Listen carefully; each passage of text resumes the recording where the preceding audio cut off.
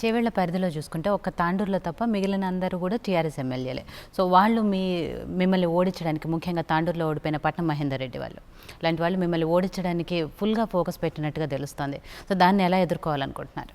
ఉత్తపట్నం మహేందర్ రెడ్డి కాదు, పట్నం మహేందర్ రెడ్డి, ఆయన తమ్ముడు, ఆయన భార్య, ఆయన అన్న కొడుకు, తర్వాత ఇప్పుడు ఆయన కొడుకు, ప్లస్ ఇప్పుడు సవితమ్మ ఇద్దరు కొడుకులు, ప్లస్ మన తీగల కృష్ణారెడ్డి, ప్లస్ ప్రకాష్ గౌడ్, ప్లస్ గాంధీ, ఇప్పుడు రత్నం కూడా అందులో జాయిన్ అయినరు. వాళ్ళు ఎంతోమంది ఉన్నారు. చాలామంది అట్లా మొత్తం జిల్లా నాయకులు ఒకటై అయినా కూడా నాతోటి ఓ పంచ పాండవులు ఉన్నారు. వీళ్ళందరూ ఎదుర్కొంటేందుకు ప్రజలు మాతోటి ఉన్నారు. వాళ్ళ కాన్ఫిడెన్స్ వల్లనే మేము ముందుకు పోతున్నాము.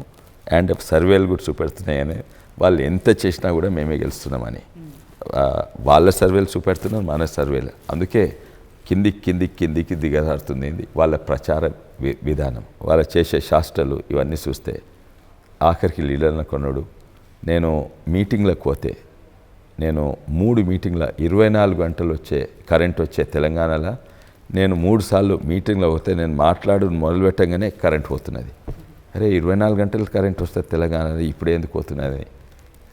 తర్వాత ఎంతోమంది మా కార్యకర్తలను కొంచెం ఎస్పెషలీ యంగ్స్టర్స్ లీడర్స్ ఉంటే వాళ్ళని పోలీస్ స్టేషన్ పిలిచి మంచిగా ట్రీట్ చేస్తున్నారు. కూల్ డ్రింక్ చాయ్ ఇస్తున్నారు. 6-7 గంటలు కూర్చొని పెట్టి పొమ్మంటున్నారు. కొందరు పోయేటప్పుడు అరే కండువేస్తే ఇవన్నీ ఉండే కదా, గులాబీ కండువేస్తే ఇవన్నీ ఉండే కదా అని ఎవరో గుసగుసాయని వాళ్ళకి నవ్వేటట్టు అట్లా ఎంతోమందిని చేసిండ్రు. సో ఇవన్నీ నైతిక విలువలు దిగజారినాయి అనుకుంటున్నా. ఇంత కాడికి దిగితే అది అధికారంలో ఉన్న పార్టీ. హలో, మిమ్మల్నే ఫిలిం సెలబ్రిటీస్ రియల్ స్టోరీస్ ఏంటో తెలుసుకోవాలనుందా?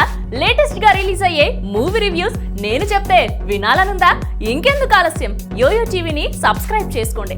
అలాగే మర్చిపోకుండా యోయో టీవీ యాప్ ని కూడా డౌన్లోడ్ చేసుకోండి.